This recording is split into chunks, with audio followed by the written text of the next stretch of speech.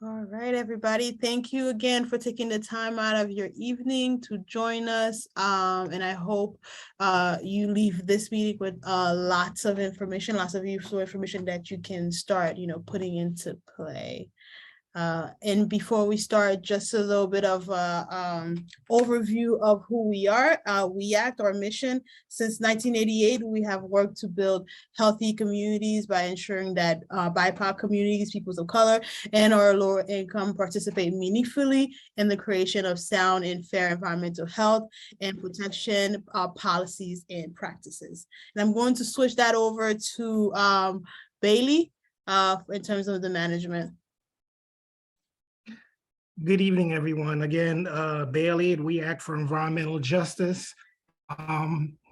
We Act is a 34-year organization that works on city, state, and federal policy here in New York City. Our catchment area is Northern Manhattan, but our reach is far more than just Northern Manhattan. Again, we're doing work on the state level and on the federal level in our DC office. So we do have a DC office.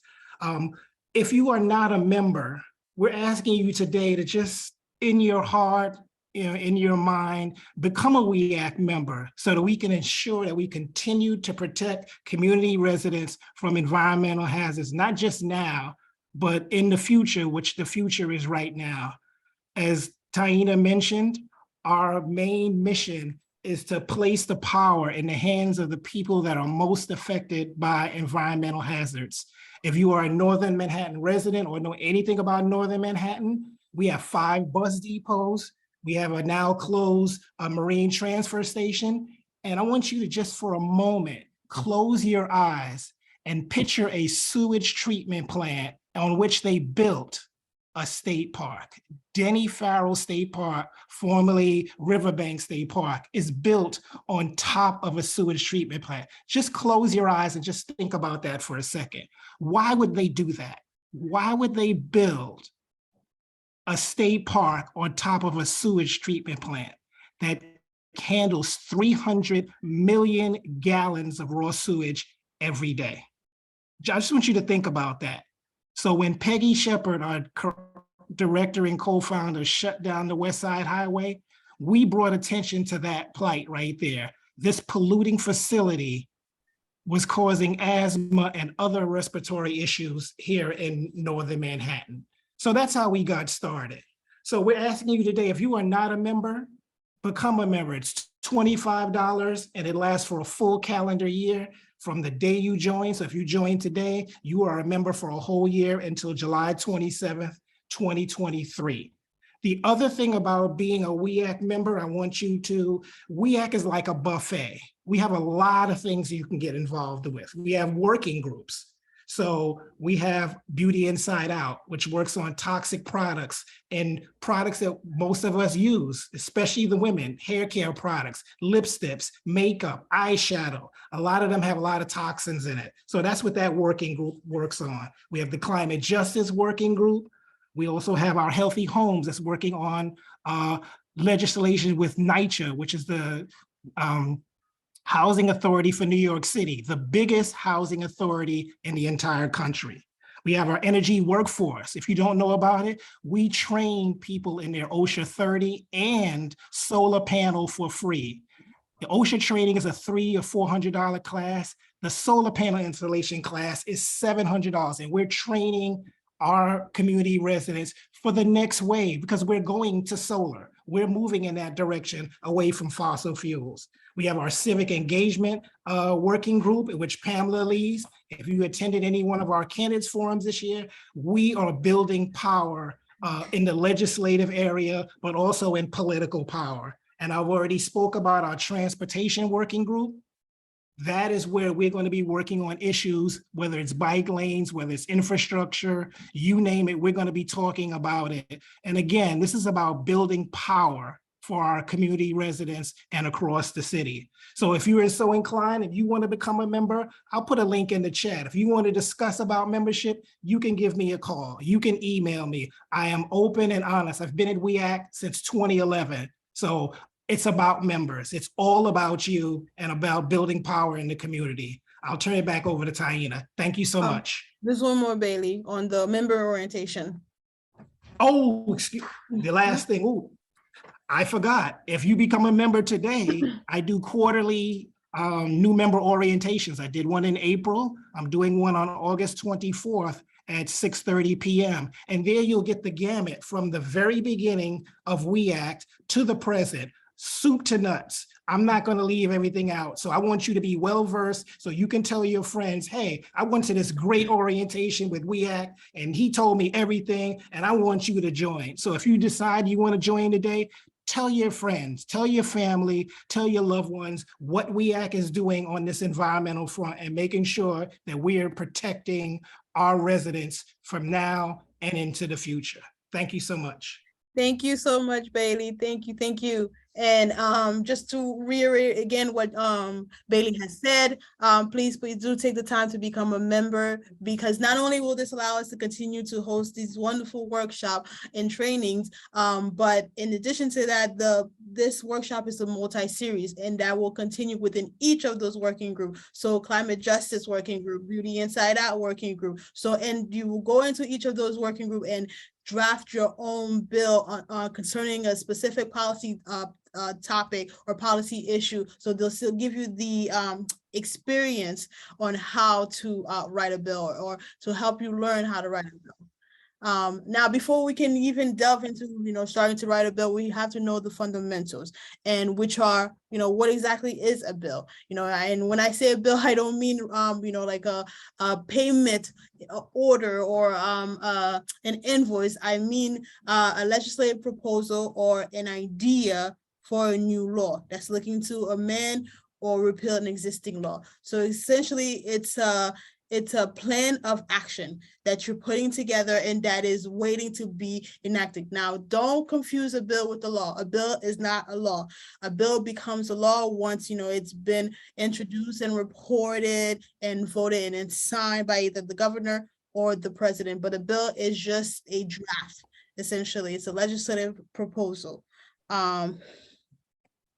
And there's three types of bills. There's the public bills, which is for the general public or just for everyone. The private bills are bills that are specifically for private individuals or organization. And there's the budget bills that we know come out in February and March. And these are specifically for appropriation and just passing the executive budget. So three types of bills: public, private, and budget bills. And a resolution now. A resolution is not a law specifically, but they are expressions of the sentiment, of the legislature, and they're not codified. So a resolution could be, declaring that a specific date is for a specific issues, like for mental health or for autism, so and such, or to celebrate the birthday of a nation, of a country. And there's three types of legislative resolution. There is a simple resolution, a joint resolution, and a concurrent resolution. Now, a joint resolution, a simple resolution doesn't need to be passed by the House, which is of the state legislature, and it is used to initiate action involving only that house. So it's just for one specific house. And a joint resolution must be passed by both houses. So if it's in the state legislature, both the Senate and the Assembly has to pass a joint resolution. And it's used for, like matters involving both houses, such as like appointing joint committees or issuing joint communications. And a concurrent resolution has to be passed by both houses and signed by the governor. And it's used to express the position of the state on a specific matter. So that one is a little bit more important and binding, essentially. And this is a little bit of a useful chart. I'm going to pause a little bit to give you a chance if you want to take a screenshot of this, but it just explains the flow of passage, for each. So for a bill, in order for it to become law, it has to pass both houses. It needs to be signed by the governor, or if it's in the federal level, it needs to be signed by the president. and that's how it becomes law. As for the joint resolution, it has to also pass both houses, signed by the governor or president for it to become a law. But for the remaining two, the concurrent and simple resolution, it don't need to be signed by a higher authority. They could either pass both houses or pass just one house. And I'll make sure to take time, in the middle for question. I don't want to just throw information at you. I want you to understand and be well prepared. And some terms that I'm going to use tonight, amend, just as it says in the word, to amend, it's, to make changes by either adding, subtracting, or substituting. Repeal is to annul or take away, because you're eliminating, striking out, essentially. And statutory provisions, these are the legal clauses of a law or parts of a law. Now, what do law do's? And I'll give you guys the opportunity to unmute yourself and just let us know, what do you, in your opinion, what is the purpose of a law?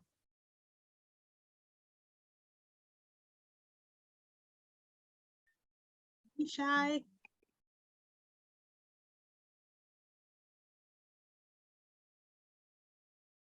Let's see. Maybe I might regulate, oops, sorry about regulate that. behavior. Yes, Donna. I missed Regulate behavior. Regulate behavior. That's good. That's really good. Anybody else? Nicholas, I see your hand raised. Thank Yeah, you. resolve pressing issues in society. Okay. That's good. I'll take one more person.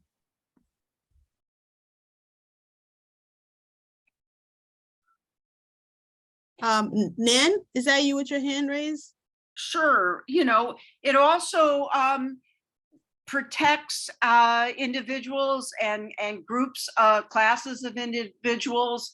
As an example, the Gay Marriage Act, extended privileges that had been for a number of people in the United States, but extended it, so that we were recovering all people who wish to marry. Exactly. And thank you, Nan. Thank you everybody for participating. But these are all great plans. Laws, they act as a plan of action, and they become implemented and codified. So what they do, just as Nan was explaining, they protect specific classes, they regulate an issue, and to do that, it established legal relationships, and the duties of such relationships. So for example, if there's a particular issue, there's a public housing, you like there to be more affordable public housing, you have to indicate which entity you would like to carry out this duty, which entity you would like to carry or be involved in implementing that change. If it is that you're creating, a new task force to oversee, the process of affordable public housing, then you may end up having to do that, but it needs to indicate who will be involved. As well, there's going to be some statutory provisions that are just nothing but, like a list of instructions, and while others are not even legally binding, as we just saw in certain resolution, but also in bills as well. You can just write a bill, and we all know this. Some laws don't do anything. Some laws are not as effective as they initially were thought out to be. But others just, list out specific mandatory instruction that needs to be followed, so that it could be, if it needs to be disputed in court, it has a backing and it's legally binding. In addition to that, so the words that you use when writing your bill is very, very important and vital, because the words you use is the desire. So like the legal effect of the words you use is the desired effect, and it ensures that those words do not cause confusion or unnecessary litigation. Like you want your bill to be concise, people to be able to understand, to know, okay, you should not do this, or this is prohibited. So it's clear, concise, it lays out what the obligation and requirements are, so that one, it cannot be litigated in court, and there's no loophole that individuals can follow through, so that your purpose essentially is carried out, or the scope of the bill, if I should say. And this is why we're here tonight. Any person, any individual, or any entity can write a bill. Does not, it's not limited to, the legislature, or a council member, or a very big, important, rich guy. No, anybody, myself, you, anyone can write a bill. What you need, however, though, you need a legislature to introduce and sponsor a bill. So remember, bills are not laws. So a bill becoming law after it has gone through, all the legislative process. So it was introduced, it was reported out of committee, and there's a slide where we'll discuss this a little bit further, but anyone can write a bill, but only a legislature can introduce a bill and then have it be signed by the governor. And this is a little bit of a snapshot of what a legislative process is.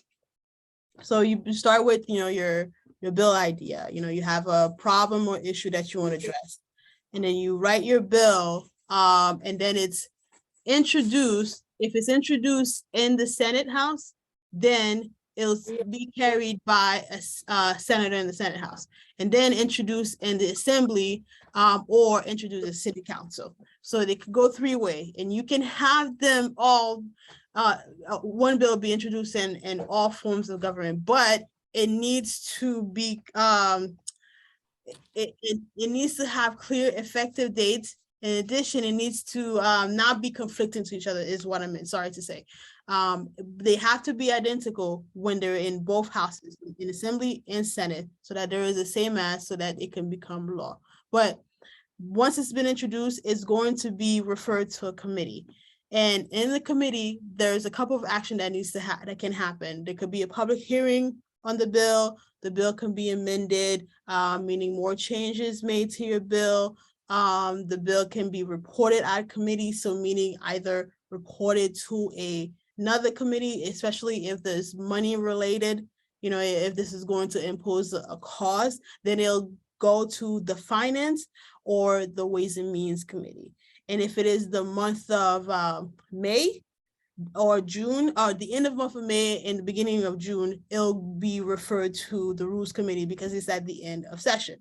So all bills, when introduced almost close to the end of session, are referred or do refer to rules. So once they go from the committee, they go to the rules, and your bill could die in committee. So meaning the members of that committee voted to not report the bill.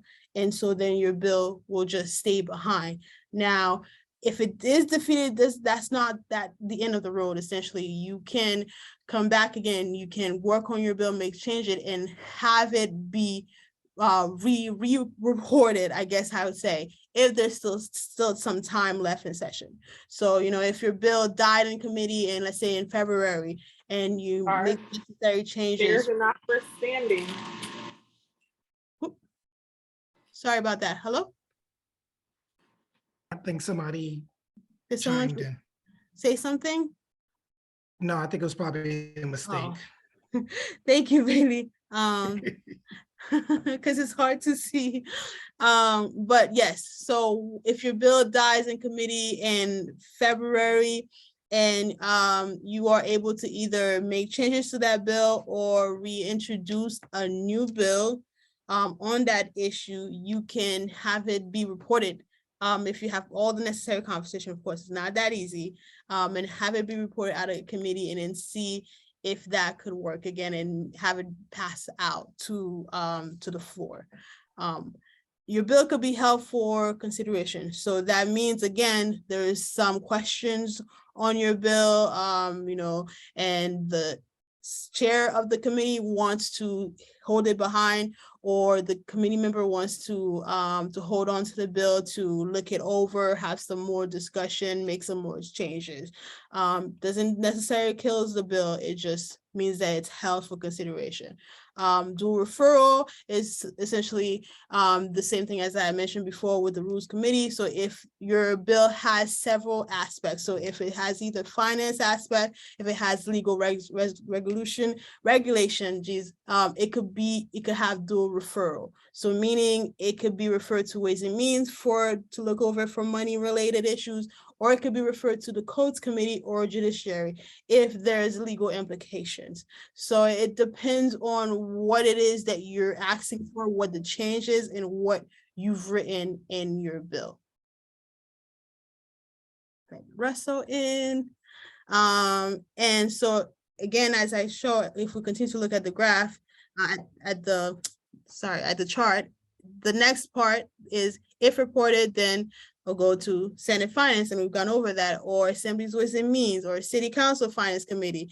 And if it has none of that requirement, that it's not imposing any cost, then it'll go straight to the respective floor. So the floor meaning, the committee chamber where the members come together to vote on a bill. And when it comes to the floor, then this is usually, even before this stage, this is when, if it's in the Senate House or Assembly House, you need to make sure that you have a same match for those bills, and that the same traction is happening in the other house, or will soon happen in the other house. Because usually once your bill passed one of the house, it will not be sent to the governor's desk without passage from both houses. So that's how a bill becomes law. It gets introduced, gets referred to committee, there's debates, there's public hearings, necessary amendments, it gets reported out of committee, gets reported to the floor, and on the floor, then it passes both houses, and then sent to the governor. Another important point before I forget, your bill needs to age for 3 legislative days. Now, when I say legislative session days, I don't mean business days. It's the days when the House or the legislature or the city council is in session. And this needs to be respected, or your bill, well, I mean, there's not much you can do to oppose that. But it needs to rest for 3 days before a floor vote can be taken. Or, it could amendment, or it could be laid aside, or it could, die or be tabled. But 3 legislative session days. And again, take a moment to take a screenshot if you like of the chart, and it gives a nice little bit overview of the full process. Taina, before you continue, a couple of people are asking, are the slides going to be available to them? So I think I'll take it. I'll have a conversation with Chris. I think there's might be a way for us to share this, but also we are recording, and Chris is going to upload the video onto YouTube. So which will also show the slides. So if you miss certain things or you like to go back, you'll be able to catch up or watch it on YouTube. But also, I'll take time to answer questions. Actually, now might be a good time. So we can either go back a few slides and answer questions. But I'll give a couple of minutes before we go into how to write a bill. I know I just threw a lot at you.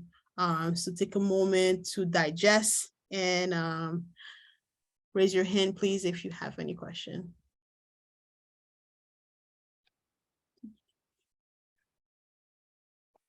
And if you don't have the ability to raise your hand, you could put it in the chat, and we can put it in the queue and take questions that way as well. So either or, if you want to raise your hand, that's fine. But it's hard for someone who's facilitating a meeting to look at everybody's page. So if you could help us out by putting those questions in the chat, raising, and we can take it from there. Thank you, Bailey. I was trying to scroll through and see.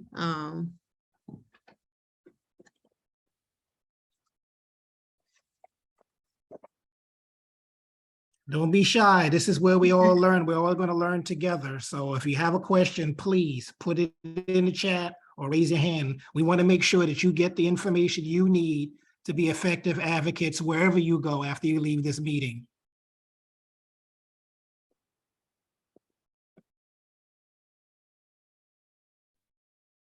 Well, I guess, Taina, you're doing a great job. I don't see any hands. All right, we'll move Don't on seem- to yeah. Well, as it come along, if you think of something, you guys are always welcome to drop it in the chat, and then we'll. We do have one from Jewel Joan. Isn't it also important to know when the Senate and the Assembly is in session? Yes, it is. To not have that information, you can access it on either assembly.gov or senate.gov or nysenate.gov. And usually around, I want to say the holidays, like end of December, beginning of January, like before the members come back, it's released to the New York Times. And for the City Council website, I'll drop that in the chat for you so that, but yes, it's also very, very important to know when exactly the members are going to be in session day. Because like I've said, session days are not the same as business day because they can be in session Monday, Tuesday, Wednesday, and not be in session, till next week, or they might come back on Friday. But this is, of course, related to the state legislature. For the city council, as we know, they are in session year round, but you should also mind when those session days are for them as well. So there's two questions, Tahina. So Jenna Fletcher, did that answer your question or do you need more clarification? You can unmute yourself. Can you hear me okay? Yes, we can. Oh, great. I was just wondering if for the 3 legislative days, if it's because you've gotten feedback on your bill or there's other partnerships that you can work. I was just wondering why for the 3 days. Is it for people to digest the bill?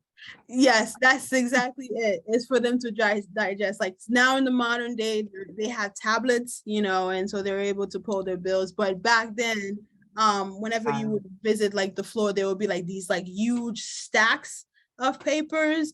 So it just to give the members an idea, not between us, not to say they actually read the bills fully, but but it's to give them the time to like ask question, read it, follow up, and also build a partnership, as you mentioned, see if they can gather vote for their bill, give them a little time, but it's mostly just to give them some time to digest the bill. Thank you. So there's a couple that just came in. Sergio says, how many votes are needed in each chamber for a bill to be approved and be sent to the governor? Is it a simple majority? That came from Sergio. Thank you, Sergio. It's a majority, but I wish I had the specific number for you. LJ, are you able to help me out for a quick moment? Or but I think I know it is, it has to be by the majority of vote for it, but I don't have the specific number for you. But yes, for bill to be considered having it passed, and this is both for the committee and the House floor. So yes, it needs the majority of the vote. We're going to take one more, and we're going to try to get all the questions answered while we're here, but if not, we will reach back to people. But Heather, this the last one. What does hold for consideration mean? Also, how do you find the right legislator to carry or introduce a bill? Perfect. Great question, Heather. Thank you. Hold for consideration means just as that, like you're holding on to it for further consideration, but it's essentially when, there's some work that is needed on your bill. Like, for example, there's still some questions and either the committee chair or the speaker, the committee chair isn't confident that your bill is going to make it out of committee, that it's not going to get the vote, so they're going to request that your bill is held for consideration. And the best way to determine who should be the sponsor of your bill or how to pick the best legislature to introduce your bill is to do some research. You have to know which member is involved in the issue that you want to address, whether it be affordable housing, toxic environment, the cooling assistance or cooling efforts, or environmental justice in general. You have to do some research, to go on their pages, to follow them, to see if they're involved, and to also consider their political pull, their political power. So if they happen to be the chair of that committee, that's great, because then it'll likely to raise your opportunity or your chances of getting your bill out of that committee. And if you could get the Speaker of the House, that's also amazing as well. But yes, it's just finding out, following them, really getting to be involved, and seeing, doing the nitty gritty essentially, and making a list of who is interested in that topic, or who is already doing work in that topic. I hope I've answered your question. Thank you, Bailey, for being a great facilitator. So I think we're gonna move on, and I'll give another time for questions. So let's see. So now we're gonna get into, like, what's the structure? How do you actually put together a bill? Now, one thing that I would like to say is, well, so you have an idea, you want to see a change in your community, or you have a solution to a public problem. Well, you don't have, as we discussed, you don't have to wait for the legislature, your council member, or even the federal government to take action. You yourself, you can write a bill. And the key takeaway that I would like you to have from this workshop is that your goal is not to be the perfect drafter. I know I've said this before, and I'll say it again. Your primarily goal isn't to draft a perfect bill for presentation, but your goal is to write a proposal that may convince, at least one legislator to sponsor your bill. And how you do that is through using the proper language, preparation. The more preparation you put into the bill before presenting to the legislature that you want to sponsor, the more likely they will be able to help you with your cause. And I say this because your bill is going to go through a few changes. It's not going to, the final product essentially will not be the same as the one that you bring forth the legislature. So be prepared for some changes. And this is a nice little comedic relief that I wanted to add in. But as you see, like, your bill goes through a lot of changes, but what you have to make sure remains intact is the scope, the purpose of your bill. Make sure that itself is not diluted, and that your focus is clear, and people do not misconstrue what your bill is doing or hopes to do. And so the first step of legislative drafting is identify your problem. So what's the issue? What's your objective? What is it related to lead crisis? Do you want to impose hardship penalties on property owners and landlords because they don't do the necessary updates and repairs? Do you want to provide better cooling assistance options to renter because it's been a really, really hot couple of weeks, and there's a few people who have been impacted by this. So what is it that you want to see solved? And once you have the goal in mind, think about how you like to see it achieved. So, is it that you want to amend the law, which is a bill that has been enacted? Is it that you want to add a new section to the law? Do you want to amend an existing law, or do you want to strike out or repeal a specific section that you believe is no longer needed? So if it's in environmental conservation, if it's in housing law, like, those are the things you first start with. Know your issues. So if it's NYCHA related, it's of course housing. And if it has to do with, cooling assistance, then it's Department of Energy. Anything related to electricity is Department of Energy. the second step is to start your research, most likely the solution that you're thinking of is already in place. So what I mean by that is, like, most often someone has already tried to do something in that issue that you want to write a bill in. So don't try to reinvent the wheel. So try to see if there's already, either an existing law or at least a bill that is being considered on this issue. And once you found it, you can either try to mirror your bill to that, to the one that you found, or you can just take it over, scratch, and then just write a whole new entire section of law or bill to make more sense. And to do that, you have to know the proper sites for you to go to. So there's a couple ones that I've pulled together, and we're going to be dropping those in the group chat. And so I just want to take some time to show you. So this one, so these are examples of links and sites that you can go to if you want to look up a bill, if you want to look up a specific section of law. And we're going to use one as example. So this is the Assembly Bill Search website. And it's really great, guys. It's really, so if you have a bill number, you add the year. So if it was for this year, the year prior, you select that, and then you add in your bill, the House origin. So if it's in the Assembly, then it's A, and then your bill number. I'm using one of our example, and then you pull up your bill. And there's another one as well. Trying to go back. The advanced search option. So this is really ideal. So if it is that you don't know the bill number, but you just want to find bills that are dealing with this issue or the problem that you want to address, you can do a search. For example, toxic materials. And if you want to limit it to a specific house, you can either do Assembly, Senate.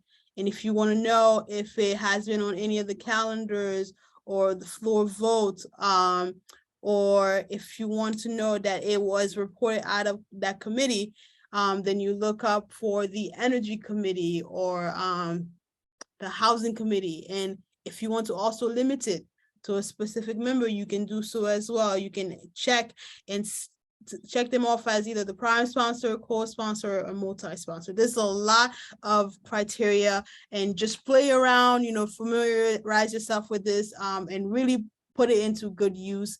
Another really good website that I would like to show you is the LRS website, which is the state legislature bill search website. Most of you may already be aware of it.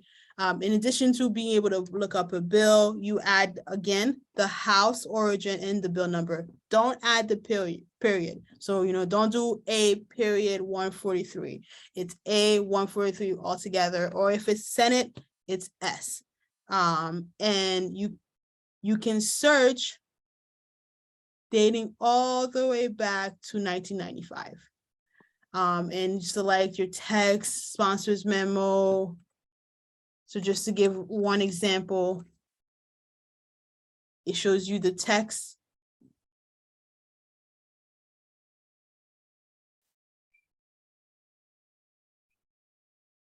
The language, and there's also an option for selecting the sponsors memo. And the sponsor memo is an explanation of the bill. So it is a summary of what each section will do, what the bill plans to do, and it also has a justification from the sponsors. Why did the sponsor introduce the bill? What is the concern? And each bill is attached or has a sponsor's memo when it's being introduced. And also, it's not just about looking up bills. You can also look up the existing laws of New York, and it has all of the consolidated laws as well as the unconsolidated laws. And for the city charter, court acts, it's all of them is stored there. So please, take your time to do your research to see if your issue. And during session, this is also very handy. I won't go too much into this, but you can pull up the assembly agenda. So let's say it's a session day and you want to know if Codes Committee is meeting, or if you want to know if the Ways and Means Committee is meeting, then you will go under either Assembly or Senate agenda, and then it'll let you know that they have met. Like when they came to do during the special session for gun violence, this is their last meeting that took place for Code, Judiciary, and Rules. So it's very handy during session days, and you can also pull the assembly calendar and what's going to be, what bills are added on the calendar, what resolutions are being voted on that specific day. And when it is time to do the budget, you can also pull up the budget. So normally the budget is released, I would be remiss to say, I think February, around the beginning of February. And so around that time, you can go and you can start seeing the different drafts, the different version that are released, the one houses, resolution that are released to the budget, as well as all of the final and enacted language. So the Article 7, the appropriation bills. So very, very handy. And then you can go back, the same as bills, you can go back all the way to 1995 if you're wondering what was done in 2000 in the state of New York budget. And I also want to take a moment to show you the City Council's website. So unlike, Assembly and Senate, like their bill number, it starts with INT. So if you happen to have, an index number in mind, oh no.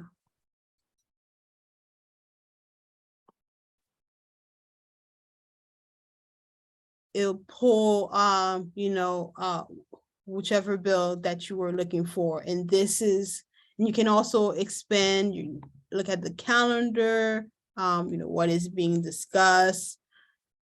So please take a moment to save these sites. It's a very, very helpful way for you to learn what's happening in your state government, what is being discussed, what is being voted on, and allows you to, to do your civic duty, essentially. So we'll take a couple of moments. Let me go back to sharing. Okay, so now that you're doing your legislative, you've done your legislative research, you understand your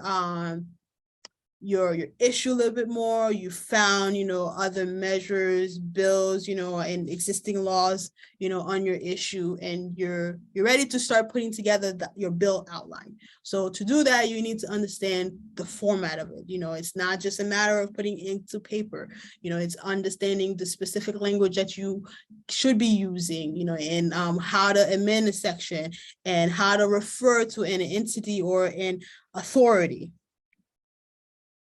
And so legislative drafting, it requires action.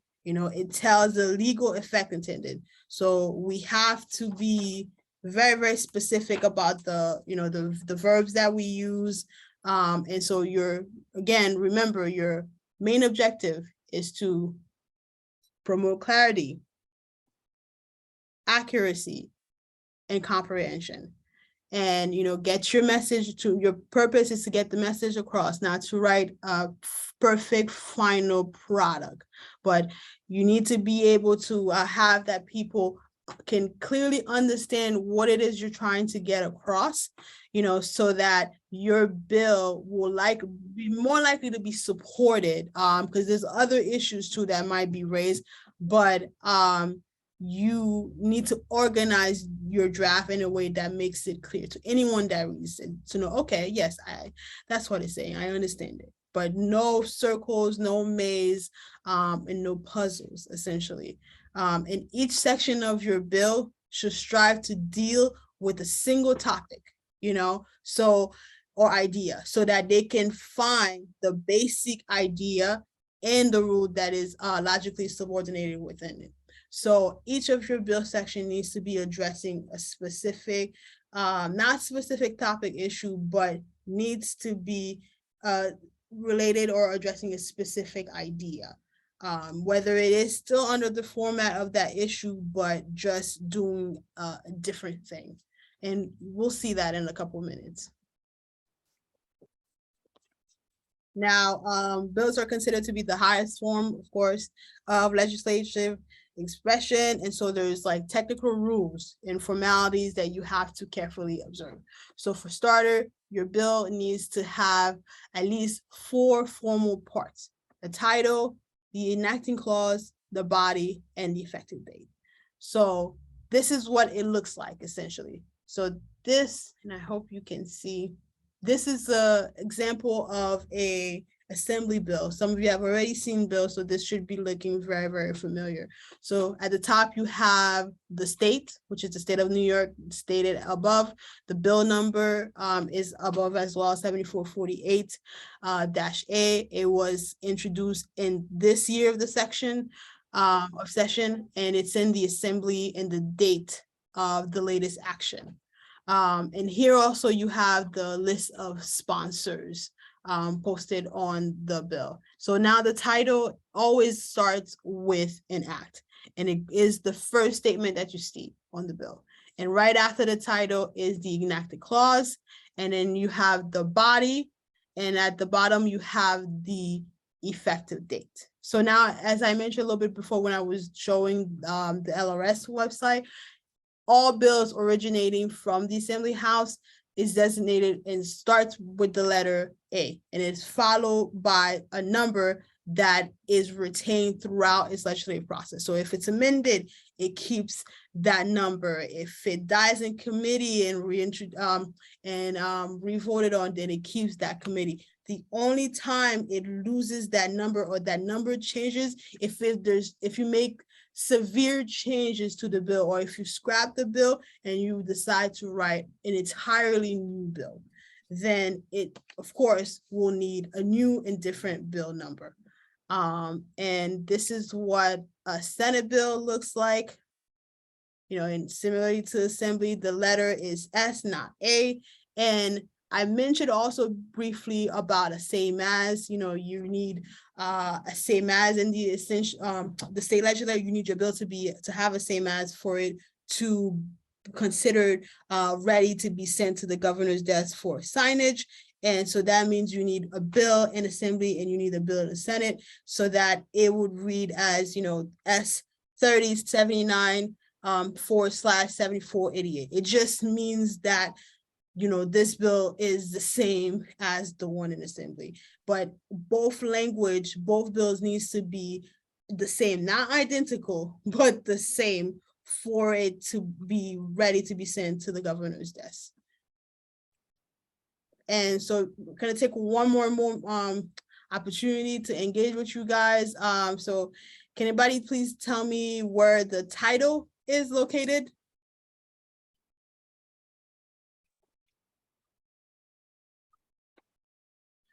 Is it the part that says enact to amend the insurance law? Yes, thank you, Jonathan. And can someone else tell me where the enacting clause is? Is it where it says the people of the state of New York? Yes, you guys are acing this. And then of course, the next one is the body, where it is located.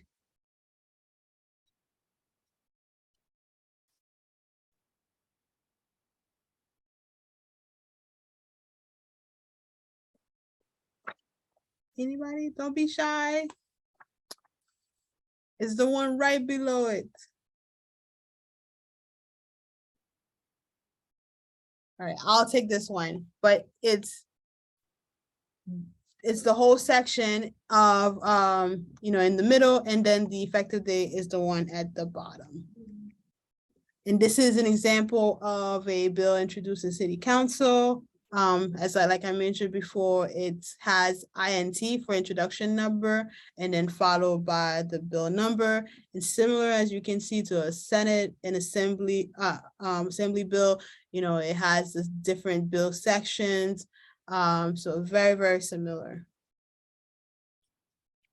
So now a title is required to be on every bill. And the title is just a brief statement, that summarizes what your bill is doing. So, and it always starts with an act. So if your hope is to expand income eligibility for public housing or affordable housing, then the title of that bill will be an act to extend income eligibility requirement for affordable housing.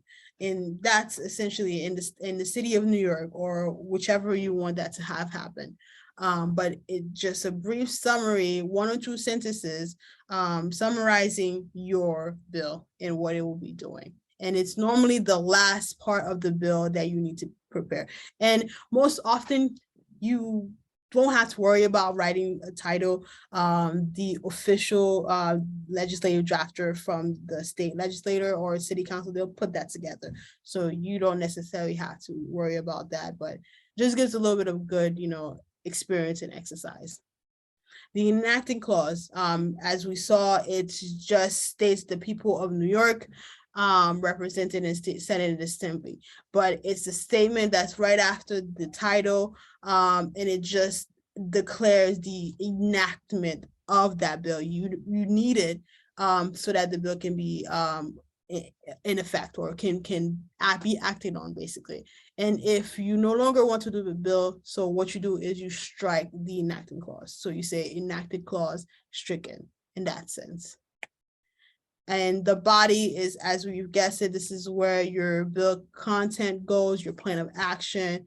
And in the body of the bill, your first section is always written out, the word section. So as we saw, you saw section 1 with section written out, and the following section, precedes the section symbol, the little squiggly line.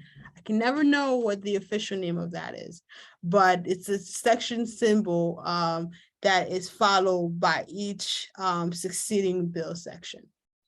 And this is essentially what I was explaining. So, you have your first section, and then you have the section, following section with the symbol, and then the last one for the effective date. And the division of a bill goes section, subdivisions, paragraph, subparagraph, and then items or clauses. So you have a section, and then below it there's a subdivision, and then you can have a paragraph and a subparagraph. And always be mindful of the numbers that you use. So if you start with section numbering with 1, stick with 1, 2, 3, 4, 5. Don't just do 1 and then all of a sudden you do section B. That's not appropriate. It's just leave it numbered through the same. And this is more for the subdivision and paragraph and less for the section, but the same thing applies. Make sure that everything is organized and well put together. And also, if you notice that each of the section gives like a reference of what is taking place. So, if it's amending a specific section of the income law, it says that it is doing that amendment by adding a new subdivision, and then that follows with the language. And each of those sections has to indicate a single topic, like we just discussed, by of its own. So you can't have one section that is making multiple amendments, so you can't have one amending a specific section of the law, and then you have any other amending a completely different. It has to be section 1 has its own amendment, and then section 2 has its own amendment. And there can also be cases where you have amendment and repeals happening in a single bill, where one is adding a subdivision or adding new language, and then the other is simply repealing that entire section. And the effective date, as I mentioned, is the last section of your bill. So if you have 5 sections and you need a final section for your effective date. If you don't put an effective date, then the automatic one is that your bill takes effect immediately. Now, it doesn't mean that your bill goes into effect within the second that it's signed. So, because remember, it has to pass both houses and then signed by the governor.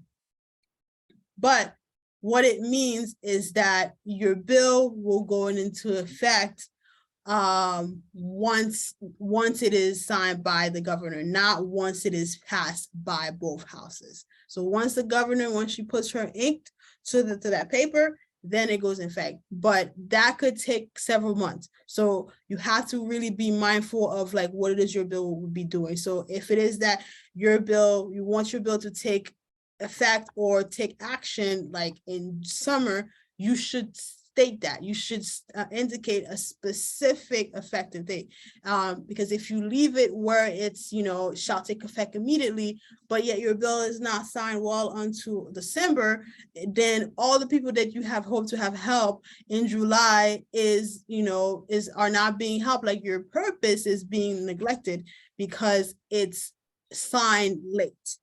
And also it's once your bill has passed, you should start hounding. Well, hounding is a strong word, but you should start communication, I should say, with the executive office, and with your sponsors' offices to say, hey, we need to have this bill signed. When should we start conversation? When are we going to start having our roundtable meetings so that we can discuss if there's more amendments, more chapter amendments needed? It's like, how do we move forward? So always be consistent and always be persistent in your lobbying in particular. So going back to the effective date. So if you have, let's say, in a bill, you can either have both the effective date or a termination date. Now, there's a big difference between effective date and termination date. Effective date, as I mentioned, relates to the enactment date. So when your bill goes into effect. Now, the termination date is more with canceling when it's over. So if your bill is creating a new task force or it's appointing a new commissioner, and you like that person's duty or that commission's task force duties to end at a specific time, you can have that indicated by having a termination date. So you can say, task force will end within 10 days of enactment date or 10 days after the date that they submitted the report. So it varies on what your plan of action and what you like to see take place. If it is you want them to stay a little bit longer, you can do so. You can come back actually and write an extension, a bill extension that extends their termination date. But effective date is related to the enactment date, and then the termination is related to the abolishment date, essentially. Not of the bill, but of whatever entity or duties you are creating. So, time to write your bill. So you understand the format, the 4 areas of a bill: title, enacting clause, body, effective date. How do you put your words to paper?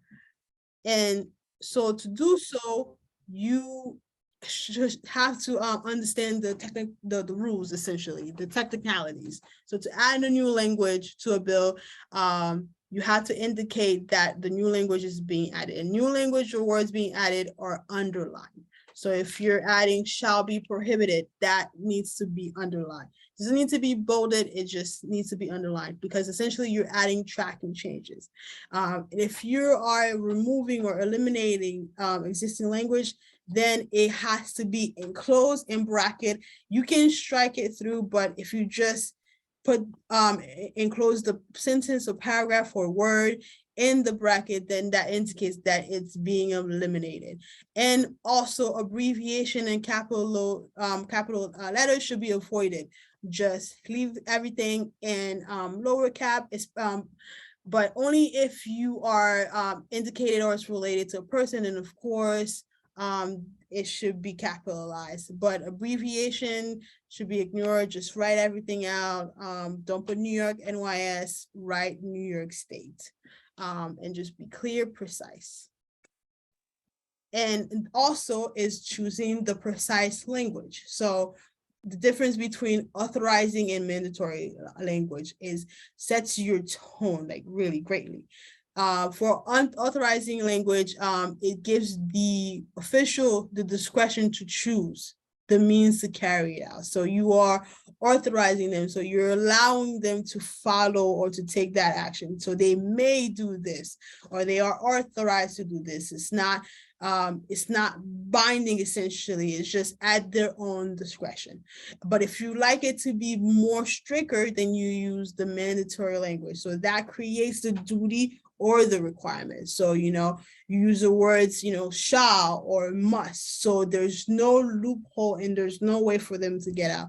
Now, normally, the executive, the assembly, they don't, or the Senate, they don't like to use mandatory language. They like to give agencies the leniency or the discretions. But if that needs to be your tone of your bill, then you have to take that into consideration, that you may need to do a little bit of pushback, a little bit of negotiating to have your tone come across.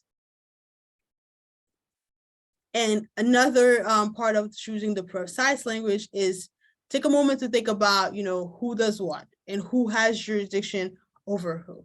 So if it is that your bill is solely going to impact City of New York, then you need to consider who's going to be involved, which entity in that capacity needs to be involved. And also, do you need to state that in your bill, or can you leave it up to, it's up to you. But I always like to say, always be clear about your intention. Don't leave it up to the agency's internal regulations. If you want a specific entity to have a specific set of duties, you should always take time to indicate that in your bill. The second point is to use an official, not a unit of bureaucracy as the subject. And the third is not all government officials make a suitable subject. And for that, essentially, it's never say the government,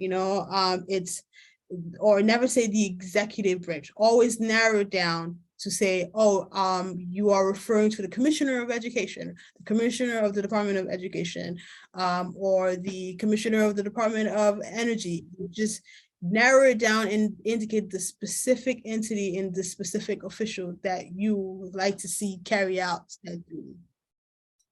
And just a little bit of a quiz. This is a language that I'm hoping to add. Is this the correct way for me to add this language? No. No. It has, thank you. It has, I know this seems very, but I want to make sure you guys understand. But no, it's not the correct way. Again, adding new language, it has to be underlined. And as you see, everything, there's no abbreviation. You write out the numbers and the days. So, 2024 is completely written out.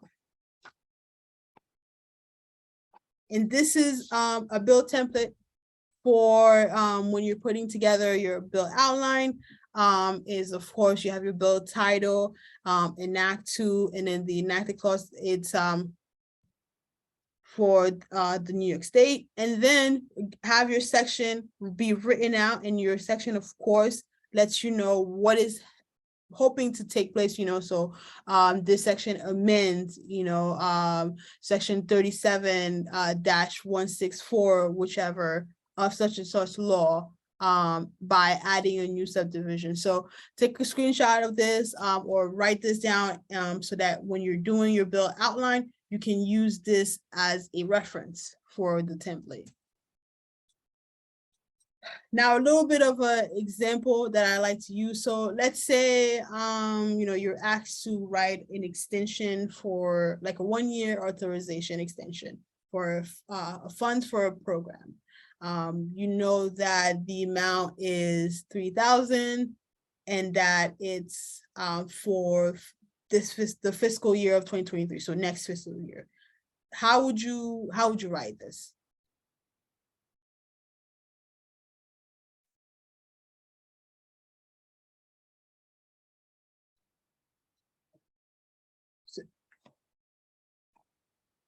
So one way you can, so again, you can say that you're adding an additional paragraph and just simply say 3 million, not 3,000, 3 million for the fiscal year 2023. Nothing too much, nothing too broad, nothing, just straight to the point, that you're just extending the program, the funds for the program, that is, for an additional year.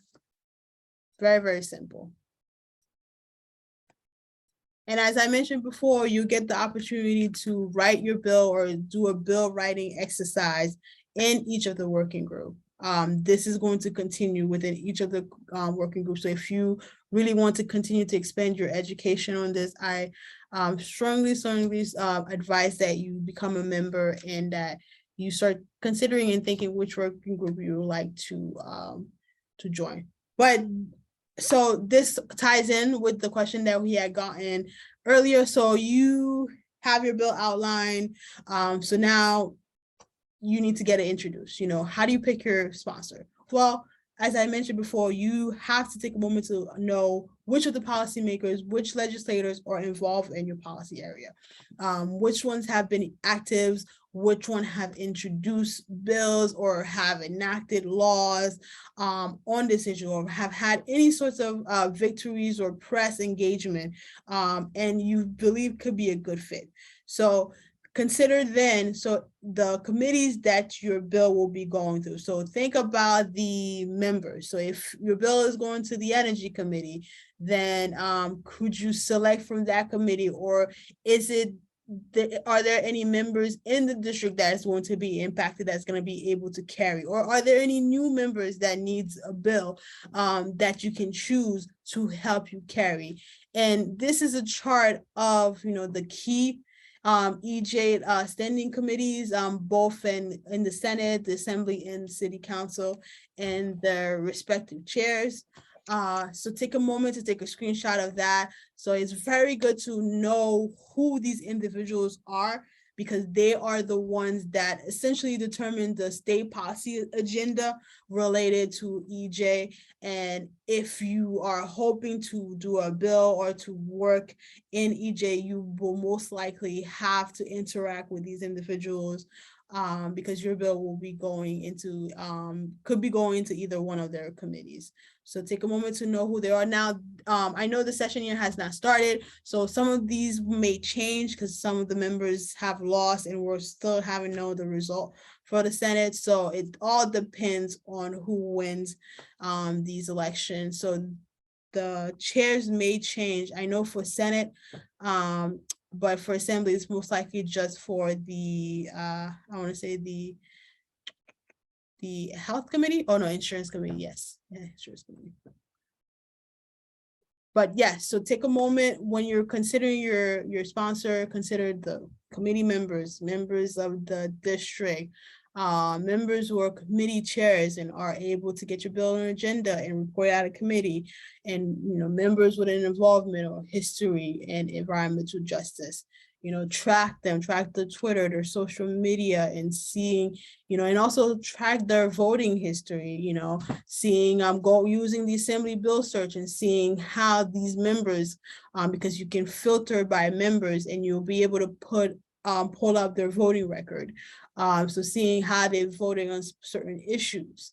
And it's, and that will help you pick a successful sponsor for your bill. The next stage is getting your bill passed. So you are starting communication. You have a couple of sponsors that you want to consider. And if you like, you can start in one house or you can start in both houses at the same time. So for example, if there's a senator that will likely to introduce your bill, you can ask the senator to help you find a sponsor for the Assembly House so that you'll be able to have a say mass for your bill. Or you yourself, you can go and reach out to a specific office that you like to have carry your bill. Now, when reaching out to the offices, you should be prepared.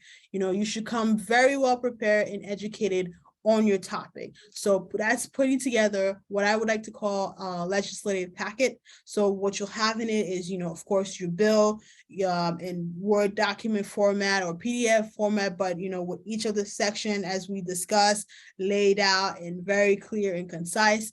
And then with your bill, you'll have a sponsor memo. So now, as I mentioned, the sponsor memo is the summary of your bill. So it gives you the justification of why your bill should be introduced or why your bill should be passed.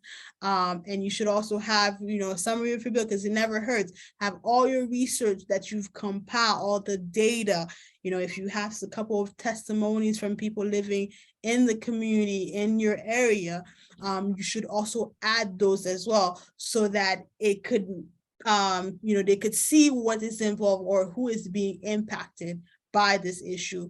You should also include support memos. Now, support memos are essentially, how do I say this? It's a memo, it's a memo that is just asking for support, declaring support for the bill, like indicating why you, or if you're working with an organization wants the bill passed, why you are passionate about this issue, and the concerns surrounding that particular problem. And like I mentioned, also the testimonies and data for research. So all of that put together makes your legislative packet. And the resolution, I almost forgot, a resolution for your bill that lays out each of your section and the duties and of the entity and official, essentially. And next, spread the word about your bill to get people to advocate for your bill. So this will help increase the support, what it is for more sponsors, more co-sponsors to sign on to the bill, or whether it is to help garnish attention from the public so that they can help your bill, or so that you can protest to help your bill get passed. Reach out to the departments, and offices that's involved in your bill. So if your bill is having HPD do certain things, then, or the office of the controller, you should start reaching out to them and having them take a look at your bill and seeing if they have any issue, especially if your bill is seeing action. So if it's being reported out of committee, you want to start engaging with these departments and seeing if they have any. They most likely will have issues and they will complain, but you want to know if that's going to kill your bill, if that's going to prevent your bill from being passed or from being chaptered, or it's going to delay your bill. Most often, bringing that attention to your bill can end up having them sending a few opposition memos, but only reach out to the entities, that you are involving, that have duties that they are implementing. The third point is collaborate with organization. Teamwork makes the dream work. You don't have to carry this burden alone. If there are some organization that you're already involved with, or are involved or working in your policy area, you should reach out to them and let them know that you have a bill that is seeking to address the issue, and seeing if they can help you advocate and lobby on that specific bill, or if there's any tactics that they can help or add their name to a support memo. Don't be afraid to branch out your network. You'd be surprised the kind of the connections that you're able to make once you really look out of your horizon. Ask friends and families, to start calling the members, the committee members, the members of the House, to let them know the importance of the bill, do some press releases, just continue to be consistent and persistent, and always stay involved throughout the entire legislative process. Don't just leave it in the end of the legislature and just say, oh, well, it's going to get passed one day, but keep up with each of the stages. Make yourself available to answer questions and to make amendments. But I think this is it. Thank you, everybody, for taking the time to join us. Like I mentioned, this is a first part of a multi-series. The continuation will be with the Climate Justice Working Group, where this is going to be continued. There's going to be a bill writing exercise where the topic will be chosen by Annie and LJ of issue, and we will be amending a bill. And I think there's also creating a new bill. So amending a section of law, sorry to say, and then just create, but I may have that a little bit mixed up. But thank you for the time. That is all for the presentation. I ended it a little bit early because I wanted to add more time for questions. If there's anyone who's, either already working on a bill and has specific questions, this is your moment to ask them right now. And if there's anything that you may have missed from my presentation, this is your time to ask.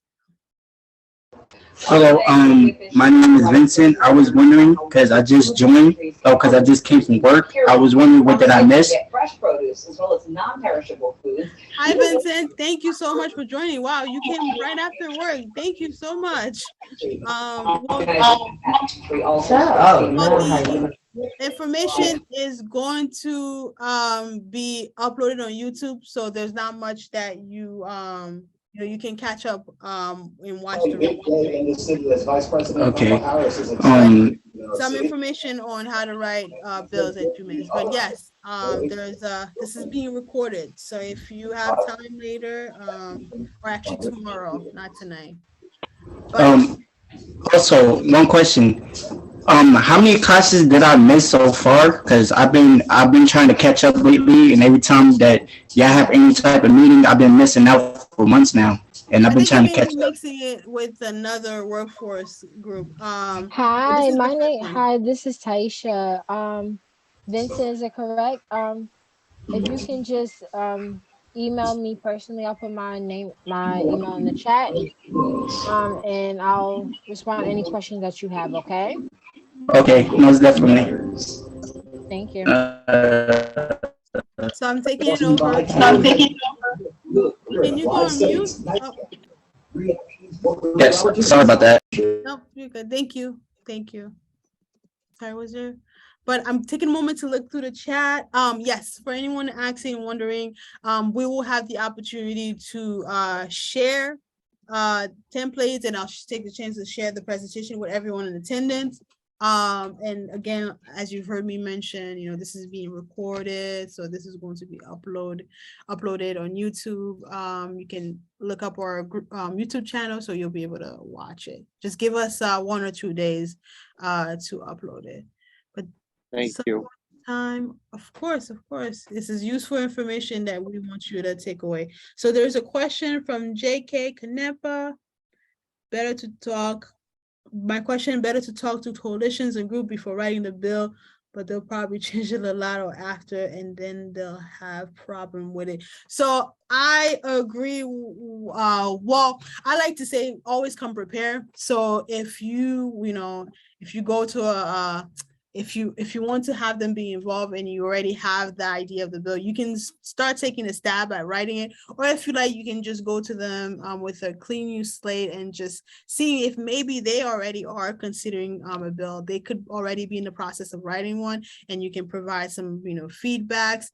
But yeah, no, it's always tough to work with coalitions, but as long as you keep in mind and remember the objective, and not be lost in just a matter of what phrasing should we use, who should do this.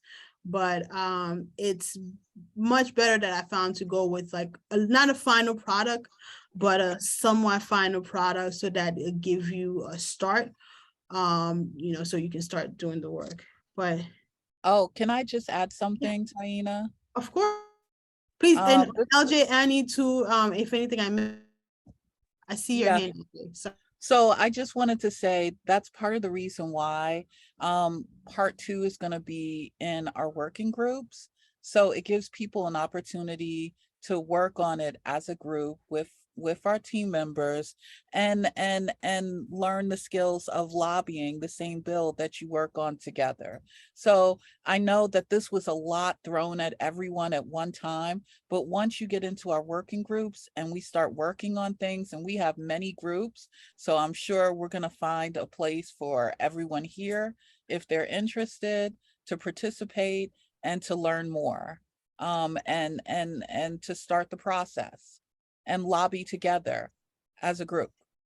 I agree, Pamela, and thank you for that.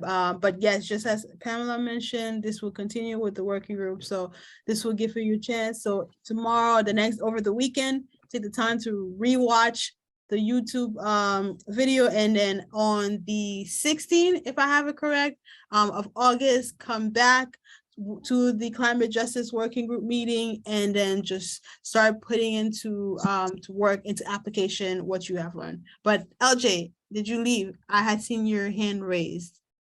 Yeah, just had a quick question. I can't remember if you covered this or not. Just a slight difference between the New York State and New York City. I was wondering if New York State has like a central staff that does part of like the bill drafting, because New York City, there's a whole group of people who do what they call bill drafting. So just to let everybody know here, all the knowledge that you learned today, some of you are probably going to be better bill writers than some of the actual council members themselves, right? Because they also struggle with doing this kind of thing as well. And so there's also a bill drafting group at the city level as well that also helps with some of the nitty-gritty kind of policy things and doing the analysis and seeing what already exists and how this works in there. Is this legal kind of thing? I'm just wondering if, I'm not sure if you clarified that or not, if that exists at the state level too.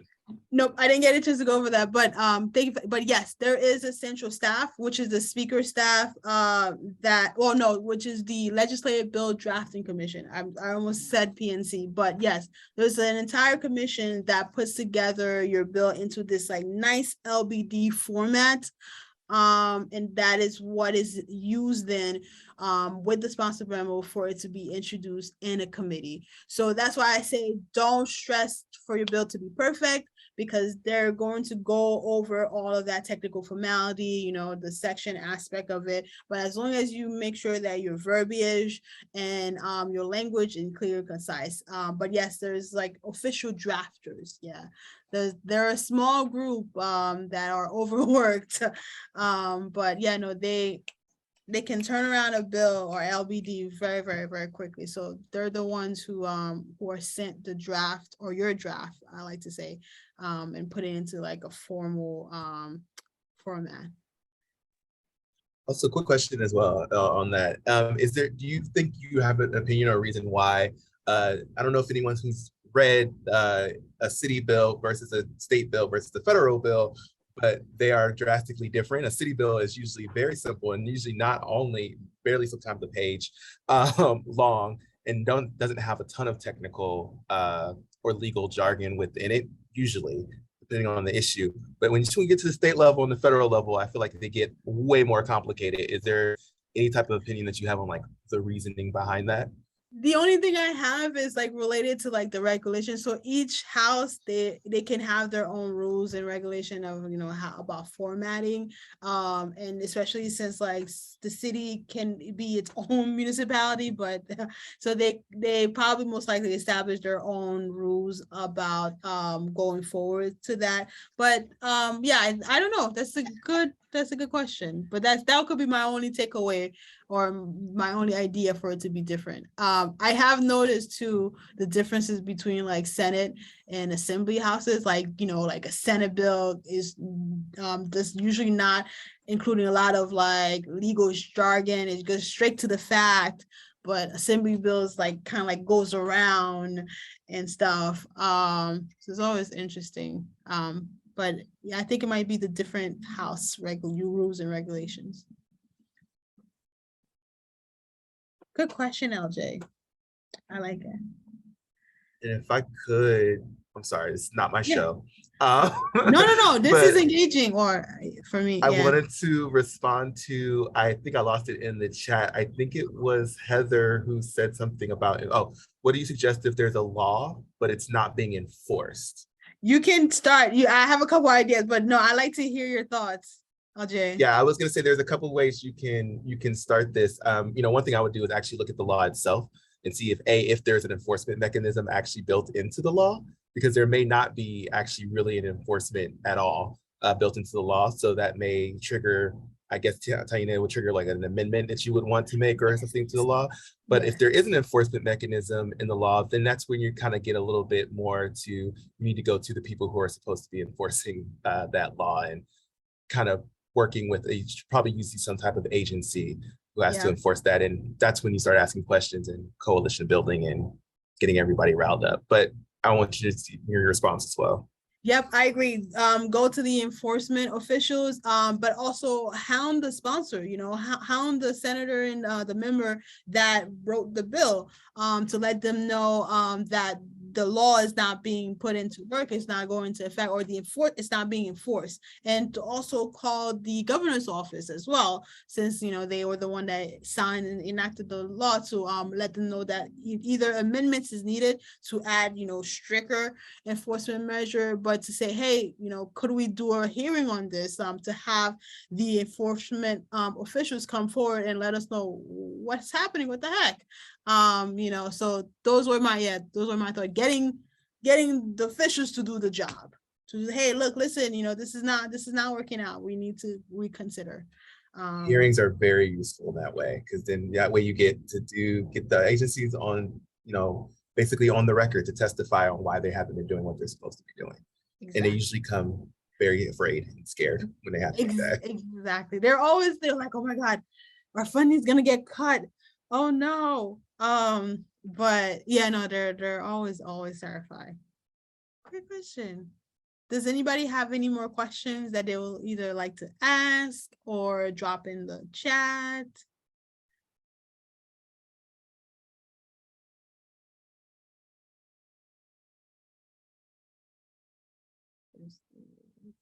I'm checking the chat one. Stephen, you had a question that you dropped in the chat. Did you get it answered through Tanya's presentation?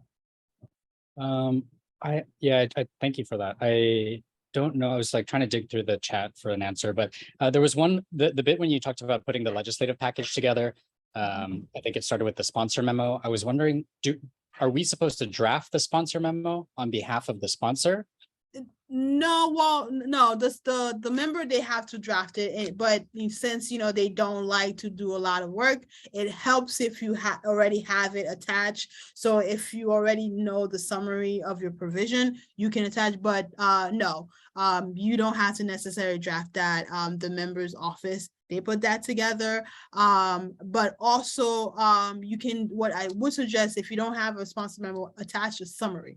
It's much different from your support memo, because your support memo is just you explaining the importance of the bill, but the summary of your bill just should be going into a detailed explanation of the provision of what's included in your bill.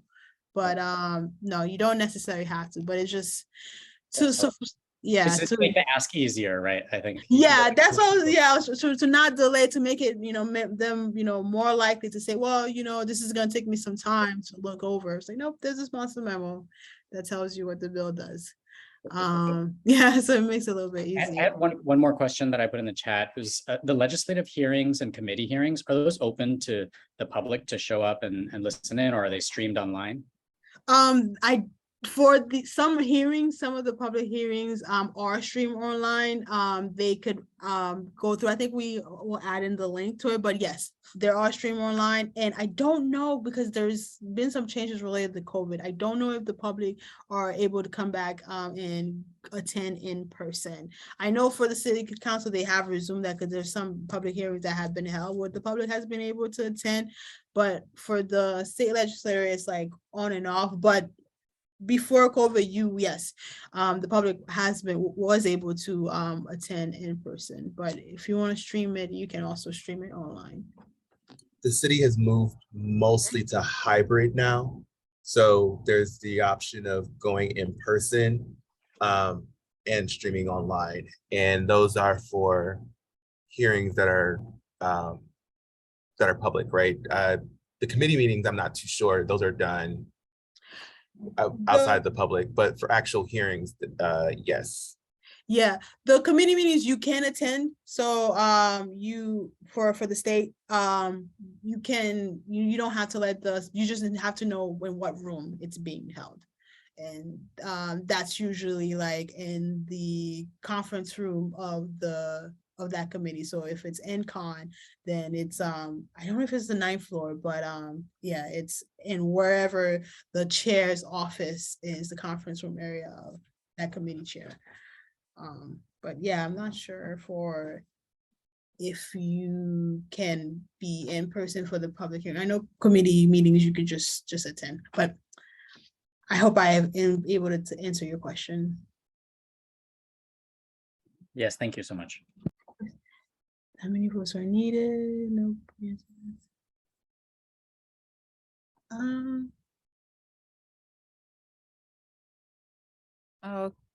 One more question.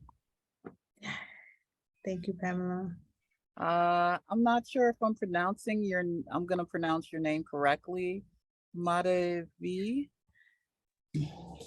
Hi, I'm Madhvi Chatur, and I'm 11 years old. I am from Colorado, USA, and I'm a climate justice activist. I just wanted to introduce myself to everyone here. So thank you for this opportunity for me to speak with all of you. And I want you to please join my Ecoethics USA group in Facebook. Yay! It's never too young to start being involved in advocacy. Thank you for getting involved and doing your civic duty. But that's Did so you drop the info in the chat? Chat, yes, I was gonna say, wow. Mhm. Congrats. Thank you so much And- for attending. You're and 11? Sweetie. Wow, 11. Sorry, Yeah. I was still playing in the park. And some of our working groups will continue on Zoom to have their meetings, and it would be awesome to have you there. Like maybe you'd like to sit in on like some of our other working groups. We have the Climate Justice Working Group. We have I think we're still gonna have Healthy Homes, but it's gonna be a little bit different. And there are just tons of opportunities for you to participate online. I hope you consider doing so. Yeah, no, continue to be involved, become a member. Yeah, continue to do your good work. Maybe I'm putting my information in the chat, so reach out to me when you get a chance, okay?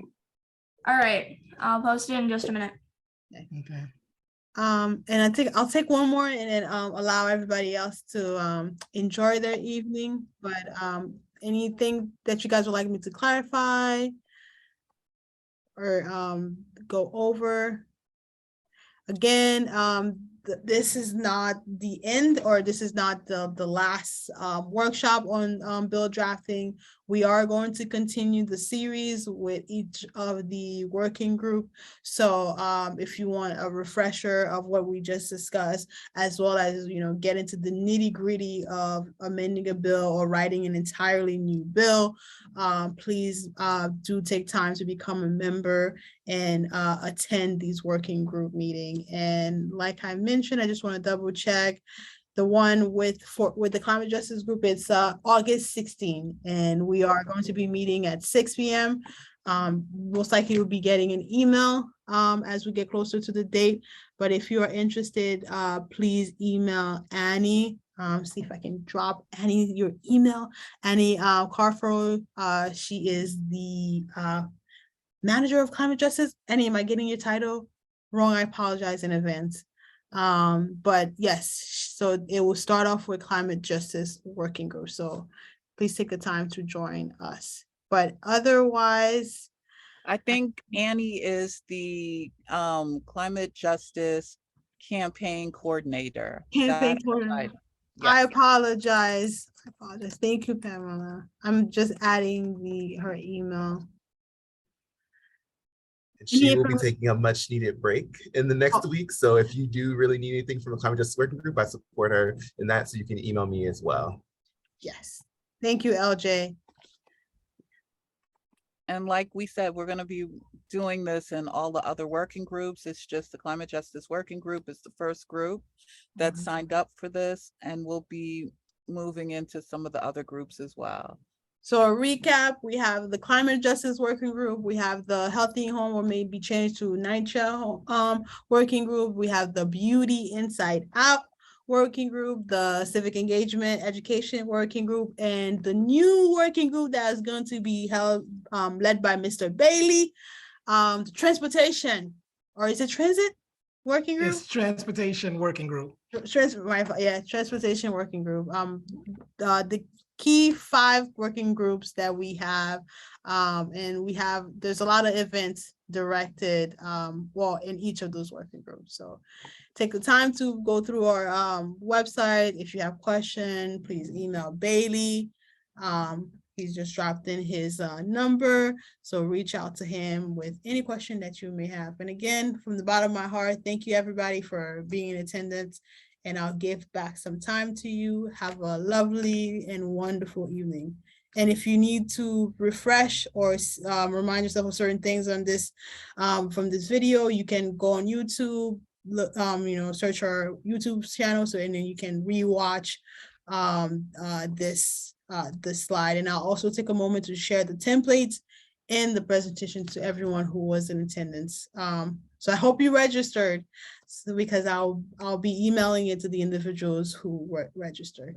But thank you for taking your time.